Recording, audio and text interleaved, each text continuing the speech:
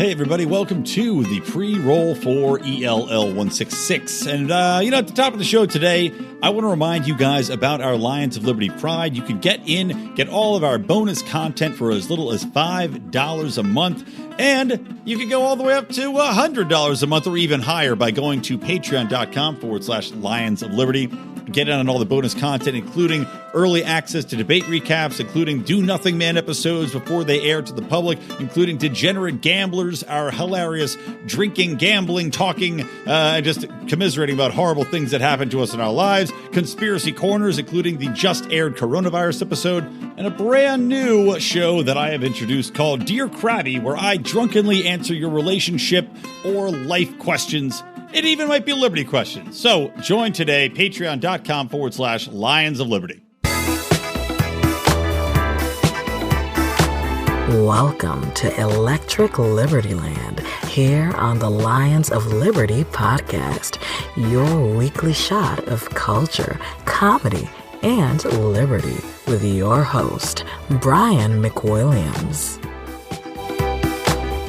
Hey everybody, welcome to Electric Libertyland, episode number 166, meaning you can find the show notes for today's episode at lionsofliberty.com/ELL 166. And don't forget, you can still get 15% off of your order at NorthSpokaneCBD.com. The North Spokane Hemp Company will give you all the things you need for the CBD remedies for your life. So make sure to check that out. And tell them Lions sent you by using the promo code LIONS. So today's Super Tuesday, guys. I'm recording this episode a little late because I took part in Super Tuesday voting here in the progressive bastard state of California. And, really, I only go to vote in these things not because I plan on really impacting any sort of local elections. For the main part, I vote down the ticket against the incumbent, because, frankly, I'm against the Republicans and the Democrats. Now, I may at times throw a vote to a Republican just because Democrats control everything so thoroughly, and it's completely driven this state and city and town and municipality, whatever else you want to call it, county, everything therein into a total shit show, including rampant homeless, unbelievably high taxation, wildfires that rage because nobody's cutting down the trees or clearing the underbrush, all sorts of horrible things that you would imagine. And don't forget the housing crisis. So anyway, I do throw a vote to Republican now and then, but for the most part, I look to see, okay, who's running against the incumbent? That's who I'll vote for. Get him out, clean out the garbage, sweep out the cobwebs, just get somebody else in there. I don't really give a damn. Although there was one candidate, I think his last name was Lowe. I think it was like Ken Lowe or something like that, who was a guy that had some interesting messaging, basically just calling out how there was a lack of transparency in the system. He sent out text messages, which I got a few different text messages from various candidates, some of which I was very annoyed by, some of which I was only somewhat annoyed by. But I'll read you one of these, which I thought was fairly interesting. This guy was running for District 2. And he says he wants to enforce transparent spending so you can see where every dollar is going. He wants to stamp out corruption, et cetera. He cites the incredible measures on spending $600 million and built 0 units for housing. Now, that being said, and this guy's running again for LA County Supervisor, he says he's committed to building 100,000 real affordable houses. I don't know what his plan is for that. I think he's probably going to run into the same type of horse shit that everybody else does. I also question whether he's going to be able to do this in a financially fiscal manner. However, I still cast a vote for the guy just because I like this swagger. And as I said, I will vote for anybody that's not the incumbent. So let's see what he does when he gets into office. Otherwise, yes, I agree. Voting is a status tool and democracy is idiotic. I did, by the way, also cast a vote for Jacob Hornberger because I am a registered libertarian and I am a member of the LP. So I went and cast my vote for Horny Hornberger this time around. Now, one of the things I will tell you, California is a state that has instituted a new voting like instead of the old booths where you go in and you kind of use your ka-chunk pen to push through the dots, which famously confuse people in Florida. Now they've got a new system in place here in California. and I think other states did it too in Super Tuesday, some of them at least, wherein it's digital, right? So you get in, you check in, which you'd think should be a simple process. You know, you show your ID, which, yes, I still think you should have to show a goddamn ID to vote, despite what the Democrats want to tell you. Go in. I gave my name. Actually, they didn't even ask me to see my ID, now that I think about it. Curiouser and curiouser, but I told them my name. They go, okay, this is you. Yeah, that's me. Okay, here's a libertarian. They give you a piece of paper with your name, Libertarian Party. Great. So you go up to these machines. Of course, there's a long line of people waiting to vote. And I don't need to tell you, looking around at these people voting, idiots and assholes. I don't want to beat around the bush here. Idiots and assholes, every last one of them. Except one guy who I have spoken to drunk at a bar once who had a handlebar mustache. And even that guy, you could argue, is probably an idiot or an asshole for talking to me drunk at a bar of all people. However, I hope that I did sway him to the side of liberty, as is my way talking to people drunk at bars. And bonus for you guys, I will be doing a drunken bar talk coronavirus a little bit later in the show. So looking around, though, it's just, of course, it's a lot of just old, decrepit people. It's a lot of, obviously, in Los Angeles, a lot of people that do not speak English as a first language. That's not here nor there. I'm just giving you a breakdown of the room. A couple of younger people, maybe one or two professionals. Not many young people. I'll tell you that. Not many young people. And maybe that's just because they're at work and I went early. I went at like 3:30. But I'm curious to see if this massive wave of support that they're trying to say Bernie Sanders has generated comes to fruition, because I don't think it's going to happen.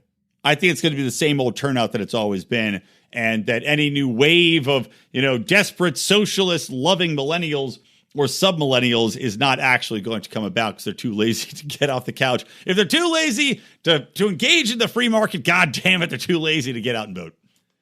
So the thing about these new machines, though, is that I walk in there and two of them are fucking broken already. So that's great. And of course, with these, unlike the other ones, which were simply, they were tactile. They were very much based in the past decades. Like Jesus could have made them as a carpenter back in the day. The old systems, it was literally a flip book and a piece of paper and a ka-chunk ink pen, and that was it. So there's nothing to go wrong. It's like driving an old Chevy from 1950. If the car breaks down, you open up the hood, you can fix it yourself. Not so with these new machines, which of course are all digital. It's like an iPad touch setup, and you go beep, bop, boop, bop, beep, bop. So they break. There's no fixing them. They're just down. So we're waiting, right? And we're shuffling along the seat. It's like playing musical chairs. Imagine if you will. It's like like the Twilight Zone. Imagine Brian McWilliams, a man about town, a gadfly, if you will, doesn't know what he's about to get into when he tries to vote. But he'll find out on this episode of The Twilight Zone. So anyway, I sit down. It's a church room full of, again, the people I described, and some old-ass kind of vinyl brown chairs. There's people waiting that somehow, despite the fact that it took me literally 30 seconds, I'm going to pour myself a nice Willet whiskey while I'm talking here. It takes literally 30 seconds for me to check in, because I'm prepared. Apparently, I know my name, and I can spell it, and that was all it took for me. But there's people taking 5 goddamn minutes to check in because they went to the wrong voting place, or I don't even know else. And then, of course, there's always the time when a guy messes his ballot up and somehow has to come back and reset his ballot and go vote again. But we'll get to that. So imagine sitting on these vinyl chairs. Some people are chowing down on snacks. I think there's some free coffee in the corner. There's all sorts of Jesus paraphernalia around this room. It's like the rec room at the church. God prays for peace and hope, pray, love, and everything. Let no chair go undoilied with a God phrase for which an ass to sit on. So we're shuffling around like musical chairs, though, because there's so many of us waiting that we're sitting, but we're moving our asses a seat over every time to keep the line in place, right? Because the old people can't stand this long. Their whole legs will collapse under them.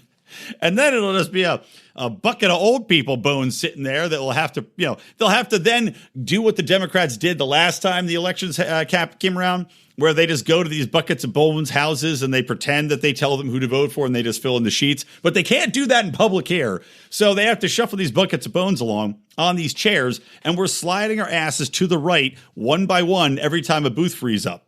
Sometimes you literally sit your ass down and then you're shifted over your ass a seat. So it was just a comical up, down, left, right, musical chair scenario. Finally get up to vote. And there's people at this fucking voting booth.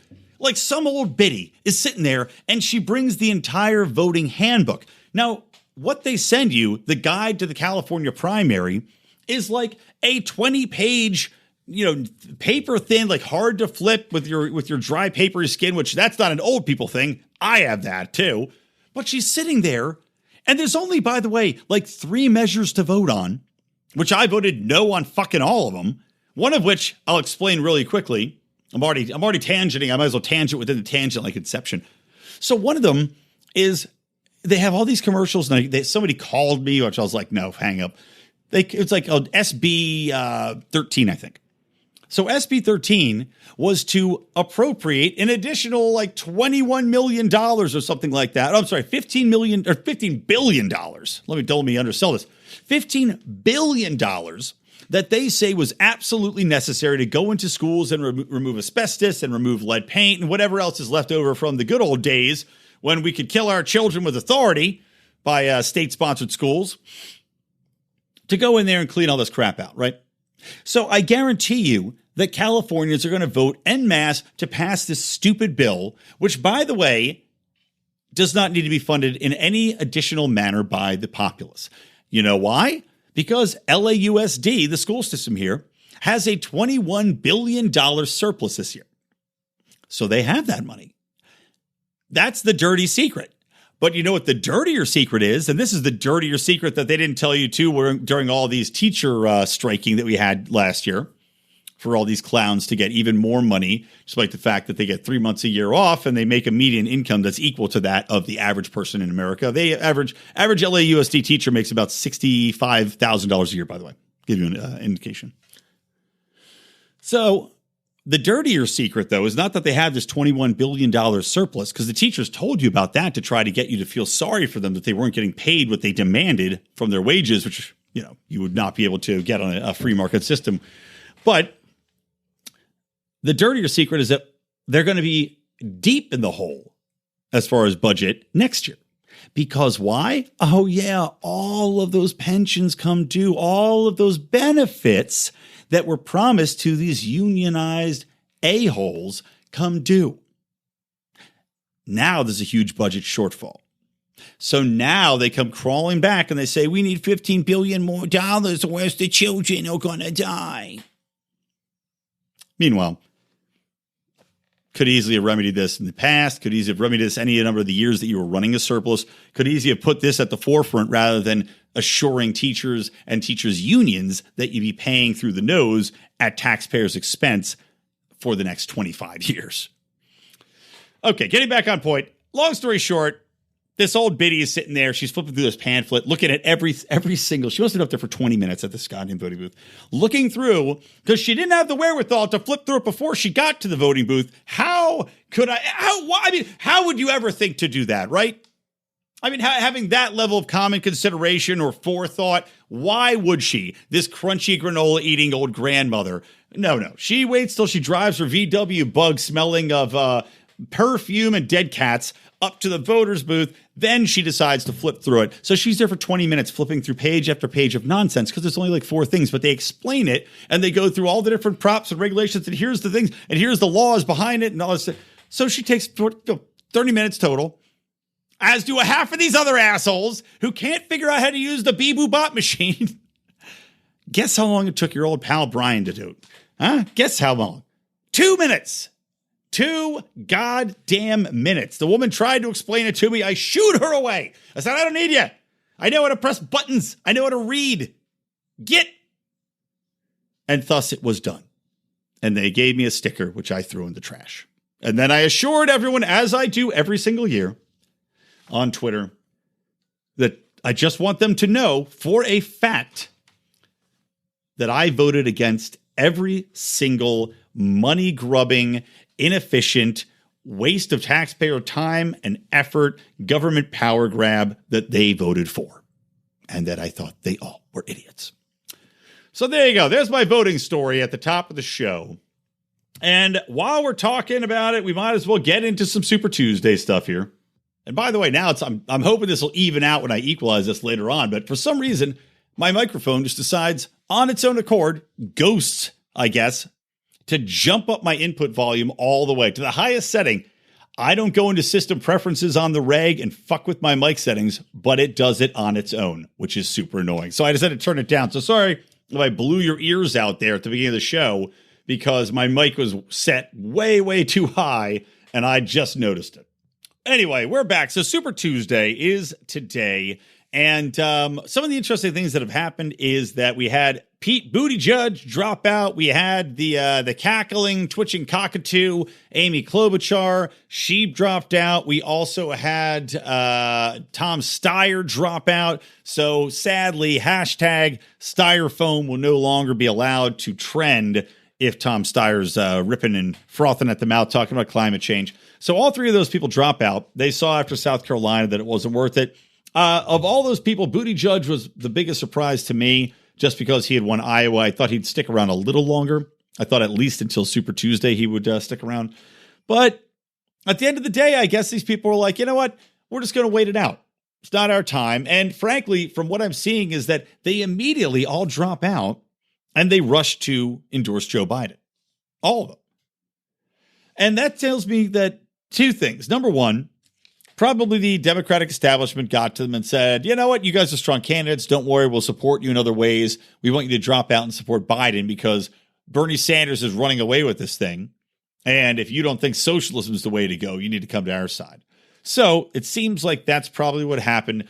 And they, at this point, to me, I'll be short with this stuff so we can get into the voting and then get past it because I know a lot of you don't want to hear that much about Super Tuesday stuff yet, especially because we do all of our debate recap shows. But it certainly looks like the Democratic establishment is doing everything they can to tank Bernie and force a contested Democratic convention. With Warren's doing, and she should have dropped out as well, but she hasn't. She's out there telling her supporters that they're going to, if she's in it till the end and she's going to stick around. You have Buttigieg, who I've already said is establishment all the way, and Klobuchar throwing their support behind Biden, which it already looks apparent that Sanders is going to run away with this because he's going to get California. There's no way he doesn't. And that's a massive haul. He's going to get New York, right? That's going to be a massive haul as well. So he's going to get a lot of these states that have a ton of voters in them. And he's already got a pretty good lead on Biden as it is. And I can't think that the debates between Biden and Sanders are going to look any better. Oh, Bloomberg's still in the race too, of course. But not for long. I guarantee you after Super Tuesday, he's going to drop out. But it certainly looks like they're doing everything they can to make sure that he cannot get the votes that he needs and the delegates that he needs to be able to go in and say, look, I'm the de facto nominee is Bernie Sanders, and Bernie Sanders is going to run away with everything. That's not going to happen now. They're going to do everything they can to make sure he doesn't achieve those numbers. And that's why I think Warren, despite the fact that she absolutely should drop out, will get so much support from the Democratic establishment because she is, in fact, a little snake. You know, she's adopting these socialist platforms. She's never been a massive socialist. She was a fucking Republican until she started getting into public life, for Christ's sakes. So she's happy to adopt these positions because he thought, okay, this is the most popular thing to do. I can try to gin up all these dumb young kids who don't know what the hell they're talking about. But now she's become a foil against Sanders. And the Democratic establishment knows that Warren is really on their team, and they know that she's still pulling away from Sanders. Now, granted, after Super Tuesday, and you see trending, hashtag Warren to Sanders on Twitter, his supporters trying to get them to ditch her and come over to Bernie Sanders' side, you might see some people flowing over there. But the Democratic establishment wants to keep her in the race because she is the only thing splitting off votes from Sanders and stopping him from getting even more delegates, thus enabling him to go uncontested into that convention. So I think you're going to see her continue to get support, even though she doesn't deserve it. And to segue, to one more quick thing while we're talking about these also rans. One quick thing about Pete Buttigieg. I read some asinine commentary about how now they've eliminated the only woman left and they've eliminated the gay man and now it's just straight white men again. Boo-hoo. Well, number one, Democratic voters did that. Big bad Republicans didn't do it. Big bad libertarians didn't do it. Neo-Nazis didn't do it. Democratic voters did that. So that tells you something, doesn't it? It either tells you that your candidates weren't good enough or that the Democratic voters that pretend that they like women and gays and everything else, they really want white men running shit. I'm not saying that I know definitively that's the truth. I'm not saying that I have a preference one way or the other. I'm just saying that's what the optics tell me. So, woo, woo, boo all the way home. But at the end of the day, I guess you need to have better candidates or you need to have a Democratic base that understands itself and realizes that they may, in fact, be a little bit racist and biased towards white old men. Or that they're not racist at all, but they just happen to agree with those candidates or think they have the most experience. But that being said, Jen Monroe, Jen the Libertarian, Mance Rader's lovely wife. Of course, Mance is now known as Pete Quinones, and he has his Free Man Beyond the Wall podcast, as well as being a managing editor at the Libertarian Institute. So make sure to check him out. Good friend of ours. But Jen had tweeted out that, it's amazing that Pete Buttigieg got this far without anybody really talking about the fact that he's gay. And that is a great observation. I mean, Christ, we're bemoaning the fact that this guy's not in the race anymore, but his homosexuality never really came up. It was never questioned. The Republicans didn't attack it. Trump didn't attack it. Nobody's bringing it up as though it's any point of contention. Can we celebrate the fact that it wasn't a big deal? Because that's what I've been arguing this whole time is the more these identity politic jerk-offs try to separate us, the real importance, the real great thing to take away with this is that the average person does not care. We don't care enough to bring it up except maybe to slang a joke, and that joke's in good fun. So let's celebrate the fact that Pete got this far and nobody had to bring up this homosexuality, that he didn't have to defend it, that none of the pundits had to question it, that he fucking got there. We don't need to have eulogies written about how fucking racist and bigoted the Democratic Party is because he got knocked out early when the guy had basically no experience and was a mayor of a third-rate town in Indiana. And then Klobuchar, talk about her for a moment. Again, a woman who didn't bring much to the table other than a lot of really bad mom jokes that her hack writers put together that she managed to wedge into debates. But also, Amy Klobuchar was endorsed by the New York Times. She's now gone. Never resonated. Adios. Elizabeth Warren, and I'm going to come around to the Super Tuesday, Elizabeth Warren is polling third in her own state. She can't even win her own home state. Those are the two times endorsees, those two women. Even though it made no sense to endorse two candidates, even though they stood for totally different things, I'm excited to see just how meaningless the New York Times endorsement is. Adios, old gray lady. Nobody needs you anymore, and good riddance because you're a biased piece of trash. So anyway, Super Tuesday, as of right now, it looks as though Biden is running away with the South. Now, that was widely presumed to be the case, but from what I'm seeing right here, and again, I'm recording this about 7:15 p.m. West Coast time, but they're calling Alabama, Virginia, Tennessee, North Carolina, Oklahoma, Minnesota, Arkansas, most likely Massachusetts. Maine's too close to tell for Biden. So he's sweeping a lot of those southern states. To be expected. A lot of these others aren't going all in for Bernie Sanders and socialism, but also the black voters still fond memories of Joe Biden as Barack Obama's right-hand man, even though I don't really know why they support him. I don't know. You can stand next to somebody for 8 years, and I guess that makes you a great hero to the black population. I don't get it. Then again, none of these candidates should be of much interest to the black population, in my opinion.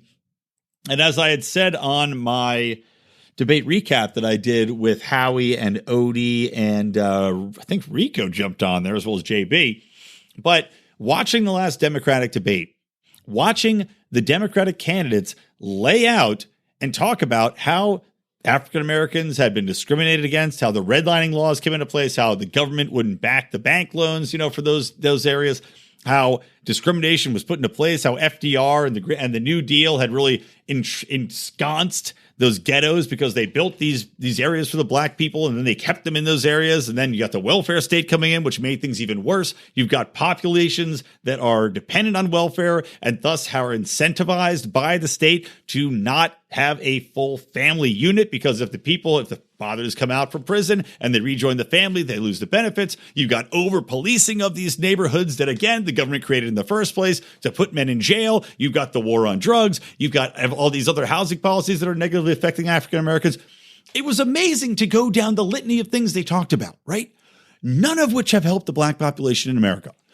Even the ones that weren't incredibly designed to hurt them. I mean, like Ronald Reagan importing crack into the black communities, to fund the Iran-Contra scandal. Even the ones that weren't specifically targeted at racial minorities in America to intentionally keep them down, the policies that were put in place ostensibly to help them also kept them down. Why, if you are a black person in America, are you looking at A, the Democratic Party for any help, and B, the government in general for any help? Why? It doesn't make any sense. Why would you not say, you know what? Government has only been a boot on my neck and the rest of my people's necks since we got to this country. I just don't get it. Anyway, Sanders looks like he's going to obviously win Vermont and Colorado. Colorado, of course, is another insanely progressive dipshit state. No offense to my friends in Colorado. I know Lance Psycho's out there. I know Mike Brancatelli is out there from Mikeadelic Podcast. Of course, a lot of you guys also know him from Part of the Problem back in the day. Both those guys have been on the show before. Check that out. But still, though, the vast majority are ultra progressive out there. It's like a Seattle, it's like a Washington state. So naturally, they're going to go for Bernie. And then Utah, shockingly going to Sanders. I don't know why they're going Sanders. I don't know. I don't know what I thought Utah would go. I thought Utah maybe would go with Elizabeth Warren. And then you got Bloomberg, who's actually, making a decent showing. He's doing better than Warren, I would say, in most states, if we're being perfectly honest, which again raises the question, why is Warren even in here? At this point, looking at these charts, Warren is polling at 20% in her own state, following behind Joe Biden at 34%, Bernie Sanders at 28%, Bloomberg's coming in at 11.5%. Elizabeth Warren. So despicable, she can't even win her own state. And let's just talk about that aspect too. My own wife, who is a woman, I know, a woman, with an opinion that she doesn't see eye to eye with a female candidate. Can you believe it? But she was talking, we were watching the debate, and I talked about that on the show too. She had some funny observations. And honestly, just, even if she weren't the mother of my incredibly adorable child, who was just an absolute monstrous beast today, wouldn't shut up all day long. And I'm like sweaty and gross, and I haven't showered today, and she's miserable today because the baby's just being a beast. But also, side note, took the baby to meet Jason Stapleton and his lovely girlfriend the other day. Had a lovely evening, drank some wine. The baby was great there. Must be that calming Stapleton influence. Wealth, power, and baby influence with Jason Stapleton. So anyway, the baby's been a monster today. But my wife, while we're watching the debate, she's just like, I can't stand Elizabeth Warren. I hate her. And I'm like, why? She's like, she's so fake. She's so unlikable. She just is like this kind of scolding schoolmarm, but mixed with like a bitchy just nastiness that you can see. It's like palpable. And for all this, like, my mammy and my daddy taught me till I was blah, blah, all this horseshit she throws out there, you can see that she's just a nasty, gross person who will do whatever it takes to get power and continue to grab at that power through and through. And of course, it doesn't help that she's a fake Indian. It doesn't help that she lied about being Native American to get into Harvard. And it doesn't really shine well on Harvard to say that she was the first Native American professor there when she's clearly, what do they call him? Ghostface, paleface. Clearly paleface.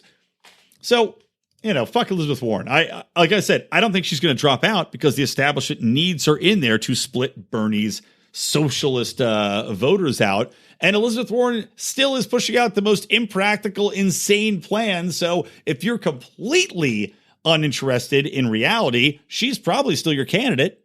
And also, let's not forget that there are a lot of women voters who probably will just go, I'm a fan of Elizabeth Warren because she's a woman and that's all that matters. She has a vagina, I have a vagina. I've argued with these people on Twitter. Trust me, they exist. They're the ones taking selfies with her, snapping it with their vagina cameras. Yes, those exist too. I invented them. See that, you idiots? You're giving me money by snapping those selfies with the vagina camera, which I invented. If you're wondering how it works, it's a stick that you put the squeezer. It's kind of like a stress ball. You shove that up your vagina. You have your selfie stick that kind of shoots out about 6 inches, then goes straight up. You clench it, kind of like Kegels. You know, you guys know what Kegels are, right? You're an educated audience. So it's like a Kegel motion. So you Kegel it, squeezes the stress ball, snaps a picture of you, and you just hold that Kegel. So it's a good workout as well, which is why I'm pitching it to Suzanne Summers to work at as like an alternative to the Thigh Master. But you Kegel snap, that's what it's called. Kegel snap, trademarked. You Kegel snap, and bam, you got an awesome selfie with Elizabeth Warren. Your hand's free. You can hug her. You can poke her. Do whatever you want. Go to www.kegelsnap.com. Okay, getting back to it. So anyway, it's the way it's shaking out. And again, unfortunately, California, the biggest plum of all, we still have to wait on. And we have to wait on Texas as well. As of right now, this honestly looks too good to be true. Hold on. Let me refresh this. Wow. No. Okay. Okay. So let me tell you why that was blowing my goddamn mind for a moment, everybody. I looked down. I'm looking at Politico's live results here. And I went down to Texas, which has like 17% of the districts reporting. And it had listed Tulsi Gabbard at 24% and leading. And I almost dropped my whiskey because I was like, oh my God, this is the greatest thing that's ever happened. Tulsi Gabbard's going to be able to get back in there and preach her anti-war message. And don't fucking at me, bro, with all your bullshit about Tulsi Gabbard and how she's a huge status and how a lot of her policies are awful. Yes, I know. Thank you. I do a podcast every week talking about this shit. Trust me, I know all about Tulsi Gabbard. I know her weak points too. But still, she's the only one out there really preaching the anti-war message. She's all for legalizing all the drugs. She's for completely ending the war on drugs. She'd still be a good voice in this debate. Anyway, sadly, I refreshed.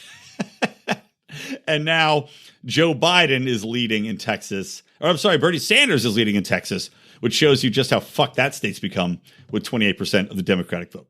All right, that's enough Super Tuesday talk, guys. We'll see what shakes out in California, yay, but I will not have a shot at talking about it. I will say that I do think Bloomberg's going to be done here. I don't see a point in him staying in. I mean, the guy, God, I don't know how big your ego has to be and how many billions you have to spend before you call it a day. But Mike Bloomberg, call it a day, man. Crawl into your tiny bed in that tree and just go back to making cookies, buddy. It's over. It's over for you. All right, let's take a quick break so I can drink a little lemon water, refresh my voice, and then we'll be swinging back around here to do a little bar talk about the coronavirus taking on the whole statist argument that for some reason national governments and only national governments should be covering and containing the coronavirus. And we'll talk about a couple other things too, a little potpourri.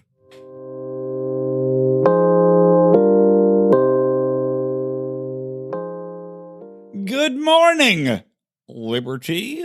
That's what you will be saying once you tune in to our pals over at the Good Morning Liberty podcast, guys. You might have heard John Odermatt and myself over on the show with Nate and Charlie, the hosts of Good Morning Liberty. We just did their show on Friday. No, wait, was it Friday? I don't know. I don't know. Don't ask me what this goddamn baby days go by.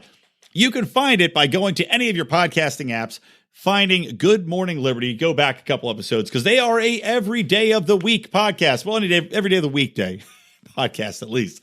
So they're bringing you Liberty Monday, Tuesday, Wednesday, Thursday, Friday, maybe if there's days in between, I don't know, it was a leap year, maybe there's a leap day too, they're on it. But you can find them there talking about everything under the Liberty sun. These guys are, it's kind of interesting because we talked a little bit about healthcare on the show. They're entrepreneurs. Not only are they that, they're also musicians, which is kind of interesting. But these guys have their own healthcare IT company, so they know the ins and outs. They know the cronyism that's involved in the medical system, what's going on right now. So fascinating stuff. Make sure to check them out. Listen to the Lions of Liberty on there. As I said, we were just on talking about our story, talking about some current events, and had a hell of a time, probably because Mark Claire wasn't on the show with us. So check them out. Again, Good Morning Liberty. You can also find them online at lol.gmlpodcast.com or at bernielies.com. Surprising that wasn't taken. Feel bad I didn't get it myself. All right, back to the show.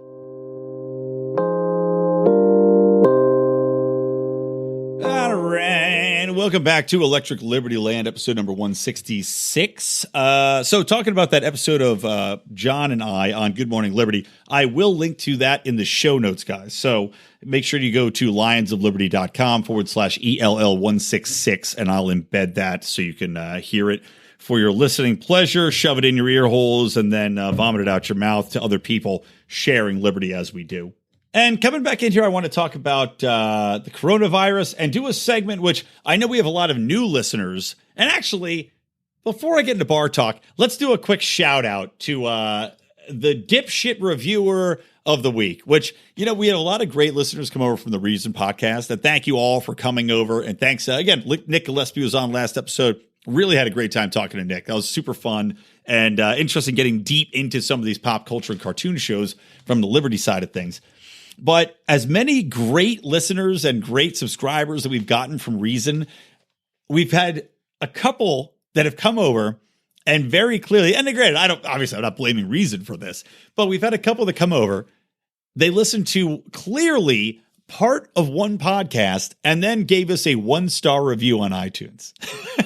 Like, one asshole just wrote 1-star review.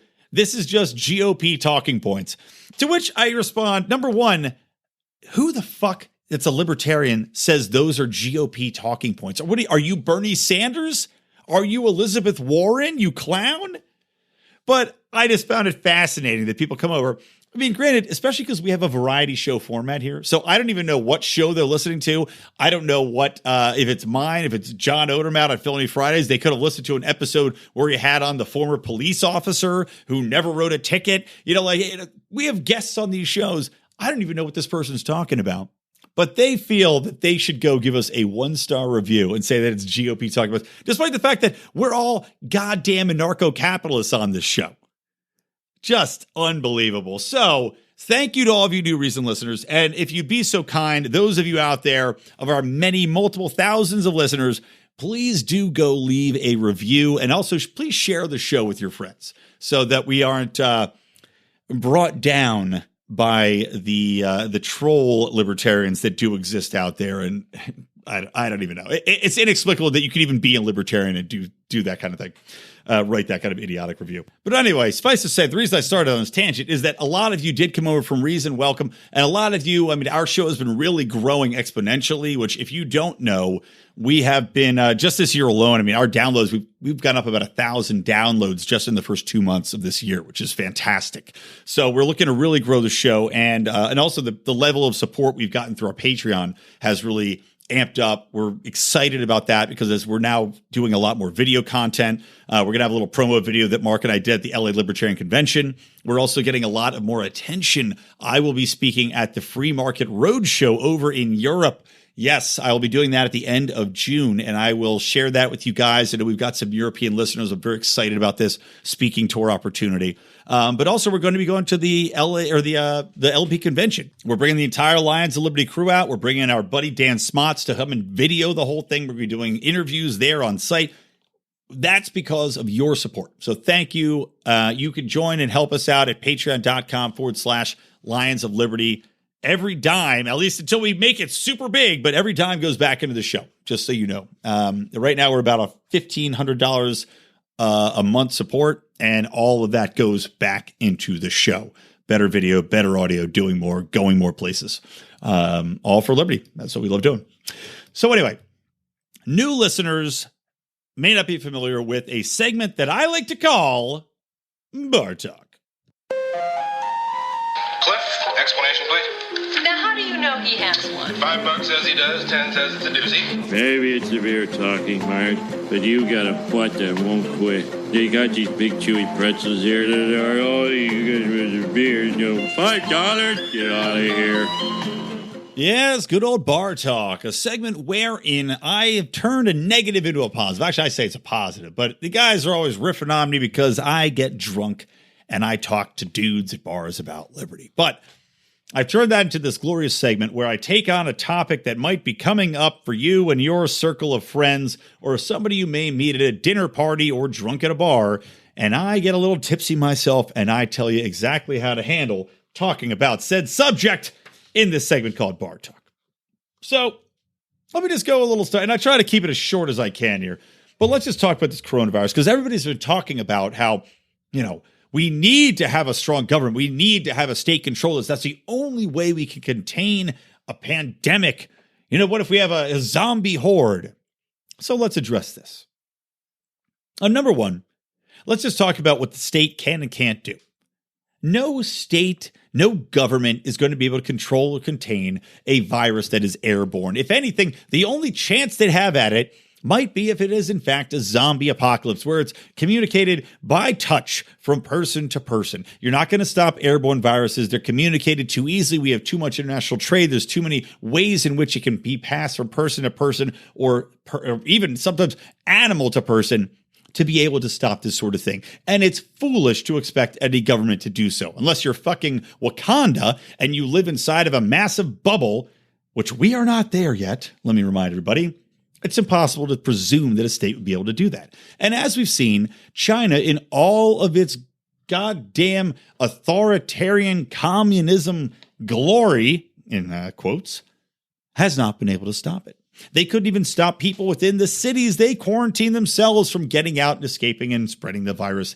So why would we think that this somehow excuses accepting an authoritarian government into your life? Now, not only that, but states can't even stop things like people from going across their borders in and out. We have rampant immigration. We have people crossing borders all the time. Even in China, they lock it down. They could tell that people were crossing, and they even monitor everybody's cell phones openly because China has a program and a platform where they monitor what you do on social media, where you go, etc. And yet, it didn't stop it. And those are things the size of humans, let alone the size of viruses. And what else goes across borders all the time and we can't stop? Oh, drugs, weapons, gang members. All of these things are constantly going across. You don't think a virus, a microscopic, invisible virus is going to be able to do it? Let alone people that are going to be able to sneak out and spread said virus, especially if you're locking them into a quarantine situation? I'm going to come back around to that. But let me also just get in front of this whole thing. Let me just address the concept of a pandemic and a concept of having a government issue a warning as to the coming virus apocalypse before we even know really what we're dealing with. I mean, I was reading the wonderful news link sent by our own Howie Snowden, which our Pride Patreon members can access for $15 and up. And included an article from Dr. Drew Pinsky. Dr. Drew, of course, is from Adam Carolla fame, Loveline fame, has his own shows on drugs and recovery, etc. But he was on saying, you know, the problem isn't really that the flu's out there or that this version, the coronavirus, which is just a version of the flu, essentially. It's not that that's out there. The real problem is that we have a panic on our hands because the media has told us that it is going to come for us and that our children and our loved ones aren't safe. And you not only have that, you don't have a complicit media looking for attention, looking for viewers, looking for clicks, telling you that the world's going to end. But you also have governments. You have the World Health Organization. You have the CDC jumping on it and telling you this thing's going to spread. Everybody watch out, causing mass hysteria, causing economic collapses, causing the stock market to bleed money, causing the Fed to lower interest rate. The fucking Fed just lowered the goddamn interest rate. Because of what? Oh, yeah. a flu bug that hasn't even killed as many people as the actual seasonal flu. So we should give governments more power to do that, more power to control the information flow as an authoritarian government would do and does do. That doesn't seem to make a lot of sense to me. And not only talking about economic panic, not only are we talking about the Fed stealing more money from us and causing havoc in the markets by lowering the interest rates. No, not only that, but look in your everyday stores. I mean, Christ, I'm reading articles about Costco's running out of water, about people storming in and buying up all these products, wasting their hard-earned money. I emphasize wasting their hard-earned money, buying up these goods for when they need to what? Hide inside their homes because of a flu bug? That what? They think the global economy is going to shut down because of this flu bug, which, by the way, China already seems to be pulling out of. But we don't know because we don't trust the statistics. Again, another point I'll get back to in a minute. But you have these people, their lives are being ruined. I mean, Christ, if you had a job that's being destroyed by the economic cut and slash that's going on because of this pandemic narrative being pushed out by governments, being pushed out by media, they're ruining your life for nothing because we don't even know the truth yet. And not only that, but we have a shortages, right? We have shortages of water. We have shortages of non-perishable goods from these people that have been fooled into thinking that this is some sort of global apocalypse on them. And then people that step into the void that say, hey, you know what? I'm going to go in. I'm going to go across state lines, or I'm going to go out of town. I'm going to buy a bunch of water. I'm going to come in. I'm going to sell them. Or let's say masks, in China, in the Asians especially, and even here in the United States, people want to wear the antivirus masks, which really don't help you, by the way. It's more to keep you from infecting other people. But they're trying to buy up all these masks. You can't find them. So you can sell them at a higher price. Now, if you go for the effort of finding them, and trust me, they're hard to find, shouldn't you be able to sell them at a bit of a profit, considering that you had to drive to Timbuktu to find them, or you had to produce them yourself, or you had to outsource them and probably pay above market prices anyway? Well, no, says the government. Now, not just every authoritarian government, our very own authoritarian governments on a state, governmental, federal, local level. No, they decide that you're price gouging now. By supplying people with a desperately needed item at above market cost, you're now price gouging. Never mind they can't get it anywhere else at the rate, but God forbid that you decide to make a little profit or reimburse yourself for the time and energy you put into providing this sometimes life-sustaining substance. So, on top of the shortages the government itself created, now they're incarcerating people, taking away their life and their liberty because these people are going out of the way to try to provide a service to serve the shortages the government itself created. It's an amazing little Ouroboros there, isn't it? Now let's move on to states not letting people in or out, right? China has a total lockdown on a lot of places. Other governments are having lockdowns. They're quarantining people. If you have it, you might be stuck on a cruise ship. For Christ's sake, if this was a real pandemic disease, to quarantine people, as governments have done on cruise ships, doesn't that seem a little cruel and unusual?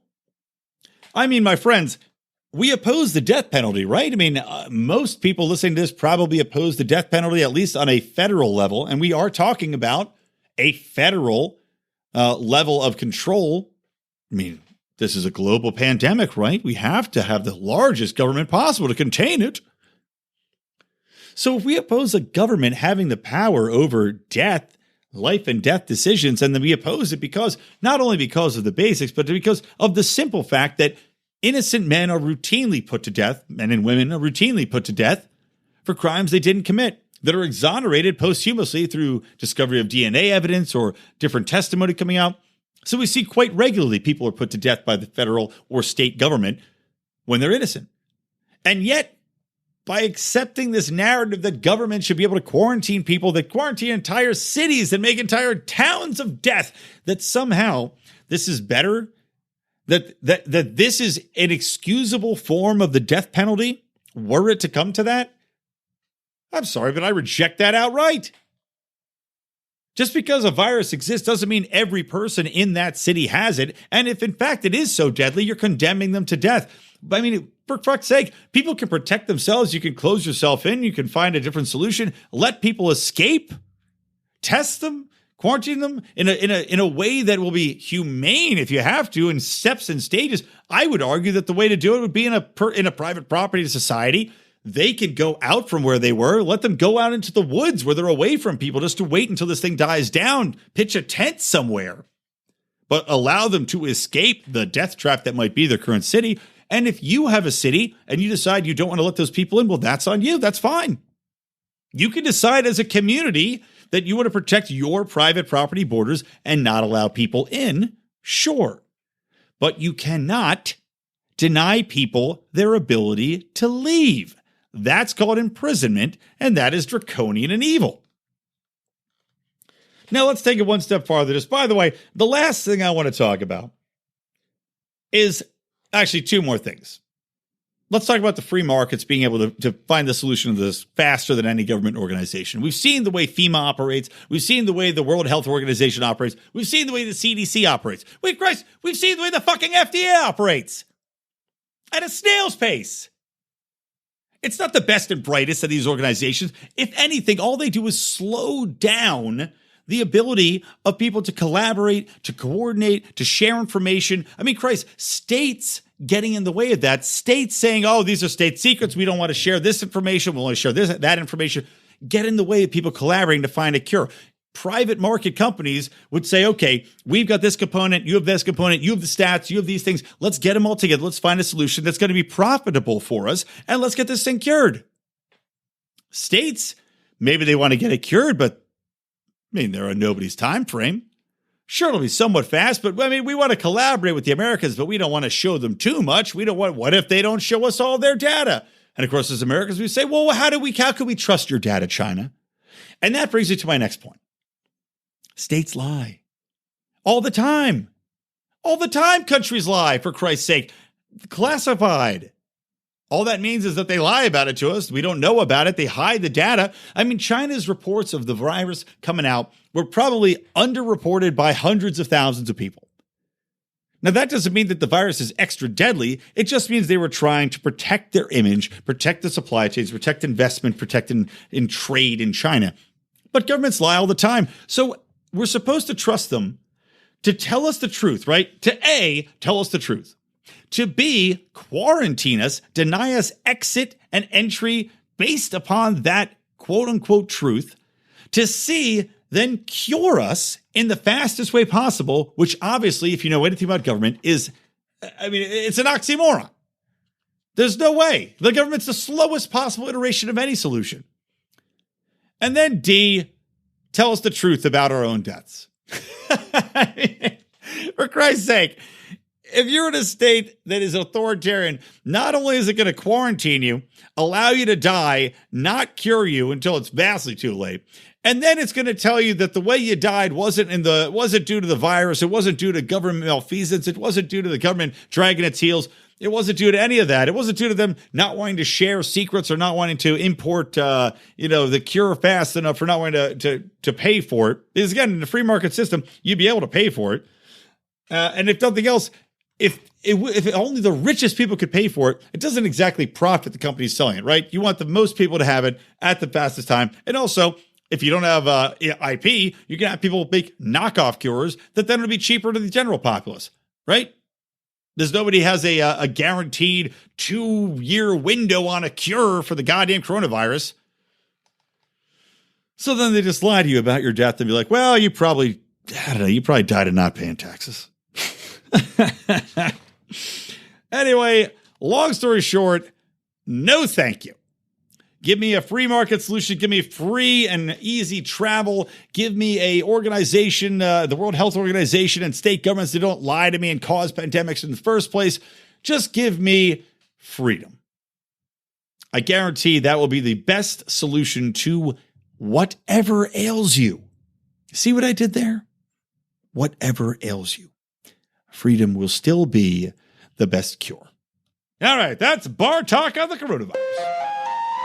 Cliff, explanation, please. Now, how do you know he has one? $5 says he does, 10 says it's a doozy. Maybe it's severe talking, Mark, but you got a butt that won't quit. They got these big chewy pretzels here that are, oh, you guys with your beers, $5, get out of here.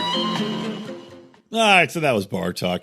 One other thing I forgot to mention, too, is during that, is let's not forget, too, the cost of state governments handling this stuff, where the private economy, private free markets, competition in the free market could come up with a solution to this quickly, effectively, market it, sell it. Nobody has to pay taxes. Only those affected with the virus will have to buy in and pay for a cure or pay for treatments. If the states run it, everybody pays. Not only do they pay, but they pay massively because you're paying for the bureaucracy behind it. I mean, we're looking at local governments like Florida declaring a state of emergency after 2 cases. 2 fucking cases! Absolute madness. All right, coming back in, I got some good news, guys. Judicial Watch, which has been pretty damn good about following up on quite a few issues. And I know, Judge Napolitano's involved with Judicial Watch. They have gotten to the point where, after discovering a lot of misinformation, a lot of whoopsie daisies from Hillary Clinton, I think specifically in response to the Benghazi email chain and the cover-ups they did there, destruction of emails, etc., they have now gotten to the point where Hillary Clinton will have to go in front of a judge and give deposition over what happened with her private email server and the destruction of emails. Because let me break it down for you. So Judge Napolitano actually was on Fox and Friends talking about this. Judge Napolitano, who, by the way, is on my Liberty Draft team, and there will be the finale of the Liberty Draft coming very soon, by the way. Exciting stuff. If you don't know about Liberty Draft, it's where we draft people on our teams and then assign them positions, VP, president, head of social media, all these other things. But pretty fun stuff. So she has to sit before a federal judge and have a sworn deposition based upon what she did with her server, the private email server, conduct the government business, and testify under oath whether or not she had this server in order to get around Federal Information Act requests about Benghazi. Like, is that why they had the server? Now, what's interesting about this, guys, I'm a little drunk now. Bar talk segment. Woo, got me. The interesting thing that Judge Napolitano points out here, though, is that she's in a sort of catch-22 in that she's protected from the statute of limitations on destroying the email server, right? I guess that statute of limitations is gone. And Judge Napolitano, here's his quote. She can't plead the fifth because the statute of limitations to prosecute her for failure to safeguard state secrets has come and gone. She can't be prosecuted for that. She could be prosecuted if she lies under oath in this deposition. She is represented in the deposition by lawyers from the Justice Department. So the same Justice Department would prosecute her if she lies under oath. So it's a hilarious situation. She is literally like, if she says and admits what she did, then public will turn towards her and go, oh my God, you horrible piece of trash. You're admitting that you're this despicable person. And granted, this is funny in regards to her bringing out a new podcast and her possibly throwing her hat back in the ring if there's a brokered convention for the Democrats. She's basically trapped now. Judicial Watch has trapped her because she can't plead the fifth. The statute of limitations is gone. The only option for her, if she doesn't want to be caught in a lie, is to just admit what she did. This is fantastic. This is a beautiful thing. Now, granted, it'd be much more beautiful if she went to jail, but still, a win. It's a win. It's a hilarious win. Okay, moving on. Let's talk a little culture stuff. So Barbra Streisand, of course, Barbra Streisand can't stand Trump. Barbra Streisand is also, in my opinion, an absolute imbecile. But Barbra Streisand penned a op-ed saying that she feared the country, quote, could be extinguished if President Trump wins the election in November. He is a, quote, one-man weapon of mass destruction. Now, Variety published this. And I have to ask why they think that this would be something, that anyone would take interest in. I mean, I know people recognize the name Barbra Streisand, but they recognize the name Barbra Streisand for singing show tunes, for playing a young Jewish man in a movie. And nothing related to politics, nothing related to being a next level thinker. Nobody that would be associated with a global political outlook. Nobody that you would even think twice about to go to for a base opinion on anything in regards to public policy, effectiveness, statistics. Yet Variety publishes an op-ed saying that he will in fact end the world, that the country could be extinguished. Now, what does she base this on, you may ask yourself? Oh, just, this feeling. Let me read you this. Let me read this quote. Quote, every morning I wake up. Should I do a Barbra Streisand impression? Every morning I wake up, holding my breath while I turn on my phone to see the latest news. I think to myself, it can't be worse than yesterday. But when the news loads, I think, oh, yes, it is worse, writes Streisand. These people live in a world. Now, I don't want some asshole to listen to just this part of the podcast to think that I'm a GOP talking point spouter defending Trump. But in what world do you have to live in where you obsess so insanely about this? I mean, we talk about Trump derangement syndrome, but it is real and it is palpable. And that's the one thing I'm kind of excited. I'm almost becoming a collapsitarian over this.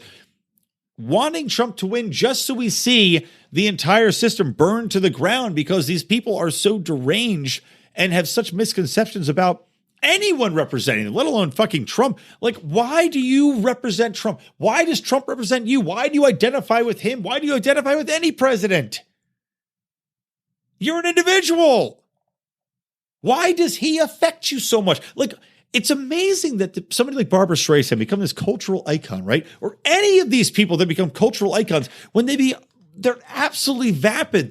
They're meaningless. And these people of such cultural prominence and cultural power are so affected. They have all the money in the world. They have all the platforms in the world. They have millions of people dote on their every word. And yet they're so affected by this little man sitting in a fucking made up position, pushing buttons, tweeting on Twitter.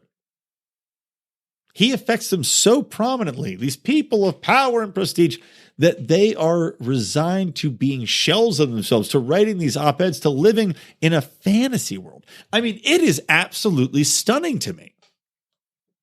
Why would you let this person affect you? It's mind-boggling. It's absolutely mind-boggling.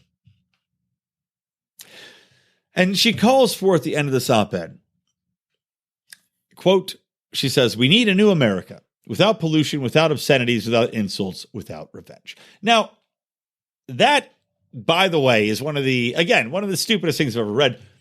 If you ever think a world will exist without pollution, without obscenities, without insults, without revenge, well, you are a fucking moron, and I'm going to find you and cut off your... You see what I did there, obviously. But no. It's just like these people, not only do they have Trump derangement syndrome, but they also just have reality derangement syndrome. This world will never exist. These people want a pie in the sky world where these things don't exist, where we can control, emphasis on control, what people say, what people do. And of course, the ideology only aligns with the progressive uber left, where, okay, what's your definition of obscenity, Barbara? Is the definition of obscenity misgendering somebody? Is then science itself an obscenity? Would you get rid of science that is based upon decades and decades and decades of scientific research into male and female anatomy? Is that an obscenity? Is it an insult to you to refer to somebody as African American or refer to somebody as black who you consider African American, even though that is obviously a ridiculous nomenclature to use for black people because they're not all from fucking Africa, are they?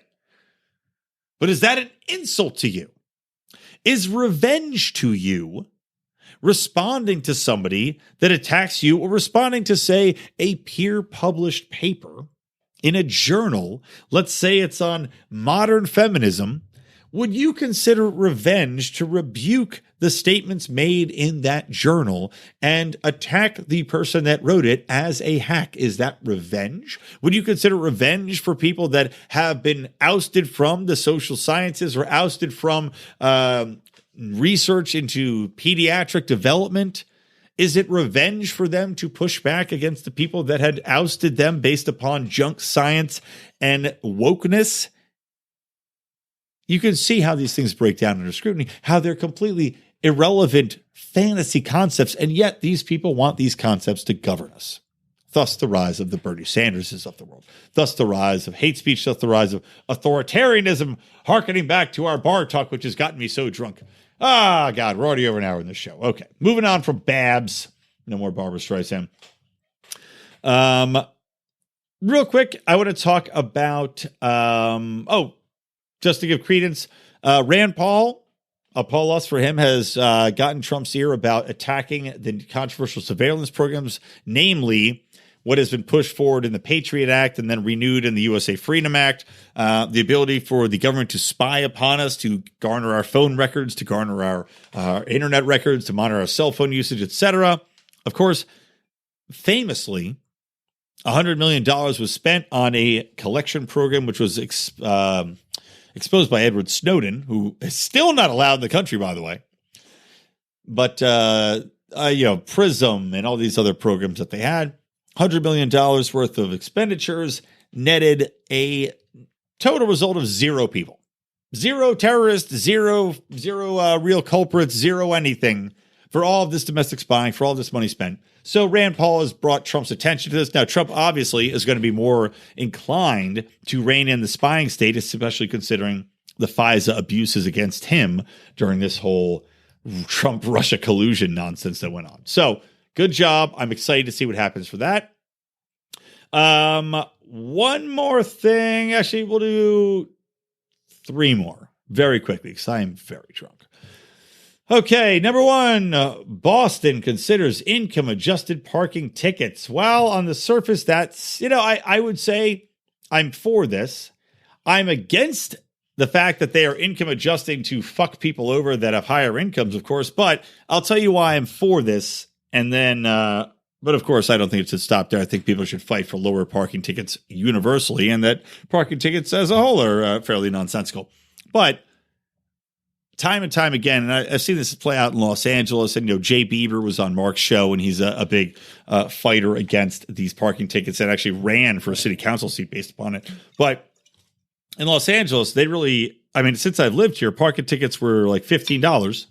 Then they went up to $30. Then they're up to $60. Now they're up to like $75, $90 for a goddamn parking ticket. You forget what side of the road you're supposed to be parked on for street sweeping, and they give you a $90 ticket. Now, for me, I get pissed off, but I can afford to pay it. What happens is that a lot of people can't afford to pay it. So what they do is they either get fined for missing the payment, then they double that amount, right? They don't give you a warning. They double that amount. Then they triple that amount. Then they quadruple that amount. They issue a warrant for your arrest. Now, if you get pulled over for any infraction, you go to jail. Not only that, but there's also ways you can pay off, right? Let's say you miss it and it gets up to this astronomical $800 for a $90 parking ticket. Now, well, you could go and get in a payment system, right? But of course, there's interest on that. So it takes you years and years to pay off this bullshit parking ticket in the first place. Impacts your ability to make a living. Now you've got creditors after you. Now you've got the state collecting massively on the poorest of us who can't pay it. So, the fact that they're adjusting this, I'm happy that more people will be excused from going to jail, hopefully, but it's still bullshit to issue parking tickets in general. So there you go. That's a quick aside there.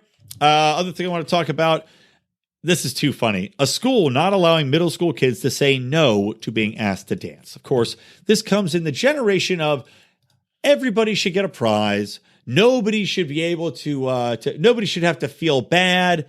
None of this shit. So this is at a school. Where is this school at? A middle school in Utah, Rich Middle School in Lake Town, Utah, said that the Valentine's Day dance, it is against the rules to say no. And a principal interviewed when a little girl was asked to dance and she said no. And the principal said, no, you have to go dance. You have to go out there and do what you have to do. We do ask all students to dance, says the principal. It's a nice thing to do and will continue to be our policy. There have been similar situations in the past where some students felt uncomfortable with others, and as stated prior, the issues were discreetly handled. This allowed all students to feel comfortable, welcome, safe, and included.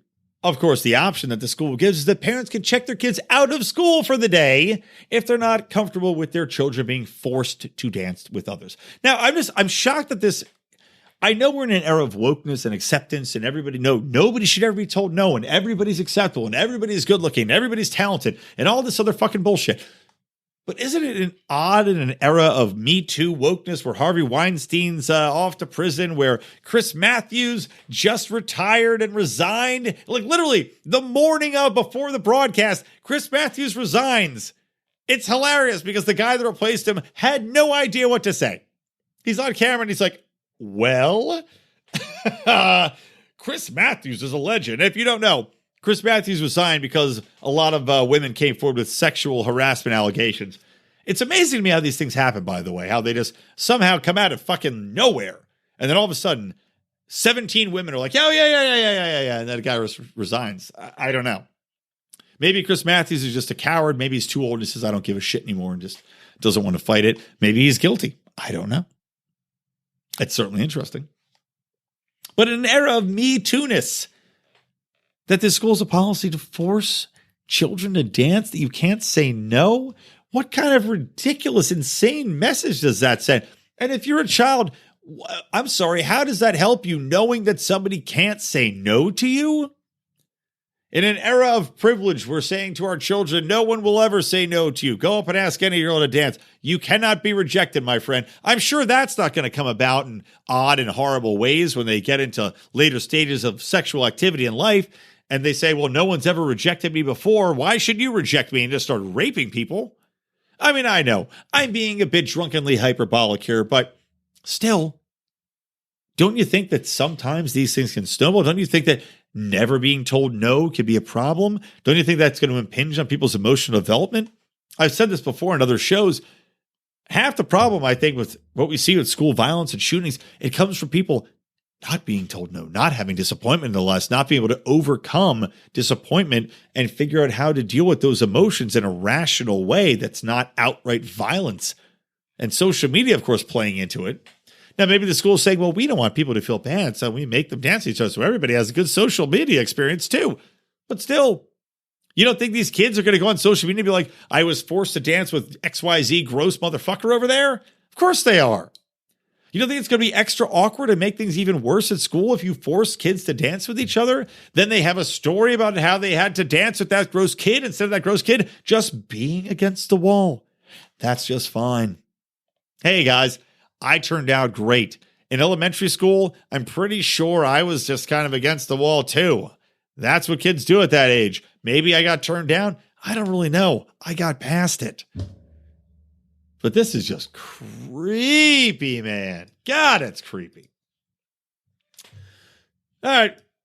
That's it. Other than this, I want to leave you guys on this. I'll make a quick note, and then I want to leave you with some inspiring words from the Declaration of Independence as read by Joe Biden. So, guys, thank you again for all of you new listeners. We appreciate you being on here again. Go do give us a good review on iTunes. Even out that one schlub. Jesus, what an asshole. If you're that guy, what is wrong with you? What is wrong with you? Anyway, again, listen to Mark Claire on Mondays with his interviews with the leaders of liberty. He had Lincoln Chafee on the show. And I will say, I'm still not going to vote for Lincoln Chafee, but I don't feel as harshly as I did about Mr. Chafee. So interesting, though. If it got me to that point, I would say it's an interesting listen.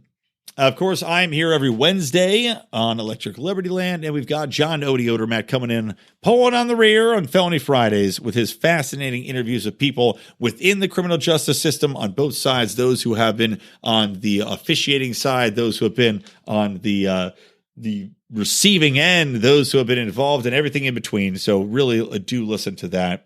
And guys, I do want to remind you as well at the end of the show, we're in the voting process, right? I just voted for my libertarian candidate. we're going to be going to the Libertarian Convention. You can also get involved. Go to lp.org/Lions of Liberty if you want to sign up, become a part of the party, and make your presence felt. You can do that. Use that link, and that way we get a little extra loving. All right, guys. From me, a drunken Brian McWilliams, this is Lions of Liberty.